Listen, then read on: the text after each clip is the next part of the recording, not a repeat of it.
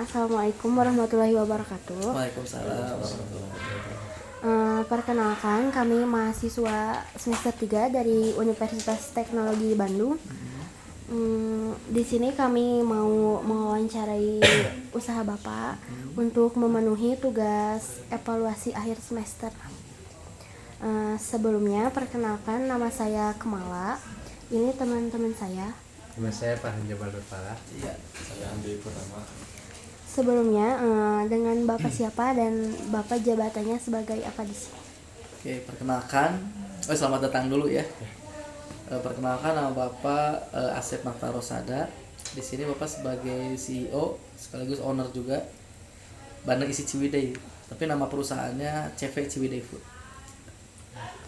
Jadi sebelumnya tuh duluan Bandeng dulu atau CV-nya dulu? Jadi Bandeng itu nama produknya. Oh, nama produk. Bandeng Isi Ciwidey itu produknya. Dan CV Ciwidey Food itu perusahaannya. CV. Sebelum ke pertanyaan mungkin latar belakang perusahaannya dulu, kayak profil sama sejarah berdirinya perusahaan Bapak ini. Profil sejarah Bandeng itu jadi produk utama kami. Jadi CV Ciwidey Food didirikan oleh bapak dan mertua. Yang awalnya kami ini guru. Pas saat pandemi kita libur dari bulan Maret, kami merintis suatu usaha yang bisa mengajak lulusan-lulusan sekolah SMKKP Pasir Jambu, ya murid-muridnya biar bisa kerja. Nah, ini jualan bandeng akhirnya tuh. Nah, di sini pekerjaannya sebagian besar lah ya, walaupun tidak semuanya, itu alumni sekolah ini. Jadi dari pandemi sebenarnya fokus utama kami adalah produksi manufacturing dari pengolahan pangan, yang kedua distribusinya, dan yang ujung tombaknya adalah digital marketingnya. Makanya nyambung dengan universitas digital. Iya. Nah, makanya di sekolah di Bandeng ini sebenarnya bisa dianggap perusahaan sendiri CV Ciwidey Food. Bisa juga dianggap sebagai unit produksi dari sekolah, karena sekolah juga kerjasama langsung. Untuk pertanyaan pertama, apa yang Bapak ketahui tentang fungsi-fungsi SDM? Yang saya tahu SDM itu sumber daya manusia, betul? Ya. Sumber daya manusia itu secara ringkas yang saya ketahui cuma ada simpelnya ada atasan dan bawahan. Ya. Simpelnya ya, tapi kesananya untuk sekarang yang Bapak alami aja ya, belum tahu teorinya seperti apa. Bapak sebagai atasan untuk memanage di bawah Bapak ya, karena banyak divisi-divisi bagiannya, Bapak butuh manajer. Nah, makanya di Ciwidey Food taunya ada atasan, CEO disebutnya CEO, merekrut manajer, terus ada staffnya. Simbolnya seperti itu. Menurut Bapak, seberapa fungsi SDM untuk perusahaan? Seberapa apa? Seberapa penting? Penting dari pengalaman.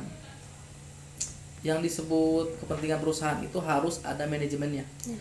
Bisnis itu tanpa manajemen sama aja kayak jualan di pinggir jalan, asongan kayak gitu. Makanya sebenarnya bisa saja Bapak tuh sebagai atasan terus langsung ke staff, langsung semuanya kerja aja. Pokoknya mas sentralisasi dari bapak. Nah, jadi kalau pentingnya itu adalah agar bapak fokus ke pengembangan usaha dibutuhkan manajer. Nah berarti fokus itu jadi agar suatu perusahaan berjalan baik, berjalan normal harus ada apa namanya tadi itu Manajemen. manajemennya seperti itu. Jadi sangat penting. Kalau misalkan tanpa manajemen ya udah jualan itu aja kios gitu kan, warung. Warung gak ada manajemen ya. Iya. Jadi bisa ketemu sama kalian juga gara-gara ada manajernya. Ada manajer produksi, manajer keuangan. Kalau di warung kan semua sendiri. Iya. Belanja sendiri, gimana sendiri. Jadi untuk membantu lah, intinya tuh semuanya tanggung jawabnya ke atas, tapi dimandatkan kepada para manajer. Untuk selanjutnya, bagaimana cara Bapak untuk mengembangkan SDM di dalam perusahaan? Karena sebagian besar sebagian besar alumni ya dari sekolah, pengembangannya itu lebih pertama seleksinya itu paling benar dulu. Bapak mencari alumni yang benar-benar jujur, itu aja pertama. Yang kedua mau belajar. Pengembangannya itu mereka di sini memberikan pengalaman yang banyak. Misalkan dari produksi, oh ternyata hal baru. Karena mereka itu ada ketika perusahaan dibuat. Caranya adalah dengan mengiringi semuanya. Didampingi dulu. Terus kalau udah bisa didampingi lepas. Akhirnya mereka bisa kerja dengan normal dan ada penilaian khusus untuk anak-anak atau manajer-manajer yang punya inisiatif. Oh, Pak kayaknya cocoknya kayak gini nih, itu keren. Begitu aja. Berarti prosedur yang digunakan untuk merekrut tuh dengan observasi langsung ya, jadi Langsung mengamati. Untuk selanjutnya, apakah ada pelatihan atau training untuk meningkatkan skill karyawan di sini? SOP-nya udah ada, tapi karena pekerjaan untuk contohnya produksi ya cukup simpel ya. Jadi training untuk penerimaan itu ada cuma sehari aja trainingnya. Untuk di bagian lain trainingnya langsung oleh bapak atau oleh istri tadi, langsung aja kayak gitu. Di trainingnya cepat, kita buat si pekerjaan tiap orang itu spesifik aja, itu satu diulang-ulang aja, simpelnya.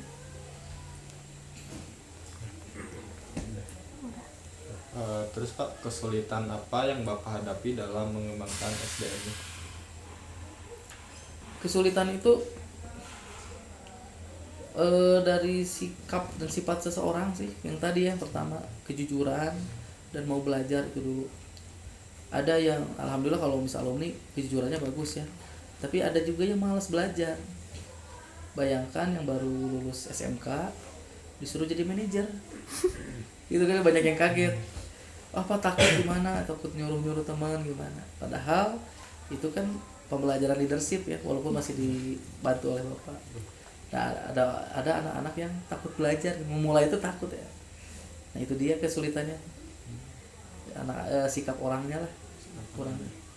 Terus Pak, bagaimana cara Bapak melakukan langkah-langkah penilaian prestasi karyawan, kerja karyawan? Simpelnya karena CWD Food penjualan, dari jumlah penjualan untuk bagian depan, bagian belakang adalah kualitas produksi.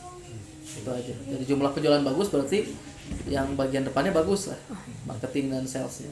Yang produksi berarti nggak ada keluhan, tidak ada lembur, itu bagus. Gitu. Kalau ada lembur berarti ada masalah. Ada masalah. Kenapa bisa sampai lembur?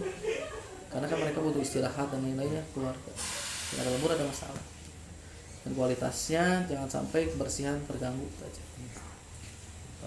Bagaimana cara Bapak menerima karyawan baru? Apakah ada seleksi atau bagaimana sistem perekrutannya? Untuk produksi kita sebenarnya seleksinya terus dilakukan seleksi, dilihat dulu performance-nya setiap saat. Ketika ada yang sering izin, ada yang kerjanya asal-asalan, itu langsung dipanggil.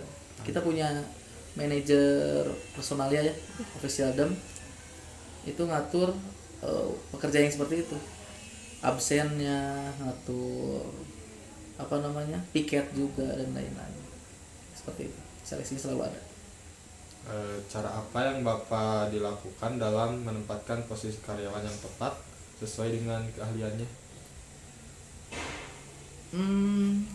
Bapak menganggap semua orang itu bisa ditempatkan bisa di mana saja. Tapi mana yang lebih optimal itu seiring waktu kita lihat. Banyak sekali yang awalnya di bagian apa, tapi kita lihat potensinya ternyata seleksi itu ya. Diobservasi juga. Oh ini cocok pindah ke sini. Cabut seperti itu. Jika terjadi konflik antar karyawan atau antara atasan dan bawahan, bagaimana cara Bapak mengatasi konflik tersebut? Selama ini diajak ngobrol. Bisa datang misalkan antar karyawan, tanya satu persatu. Yang penting jangan berat sebelah lah, tanya cuma satu aja. Kalau antar atasan dan bawahan, tetap dengan komunikasi, cuma yang harus difikirkan karena banyak yang masih muda ya, tujuan utama untuk memberikan keputusan misal konflik dari suatu hal atasan bawahan itu adalah perusahaan, tujuannya bagaimana perusahaan tetap berjalan dengan lancar, itu aja. Bagaimana cara Bapak mencegah agar tidak terjadi konflik antar karyawan? Agar tidak terjadi konflik, pertama komunikasi dengan benar, yang kedua liburan. Iya.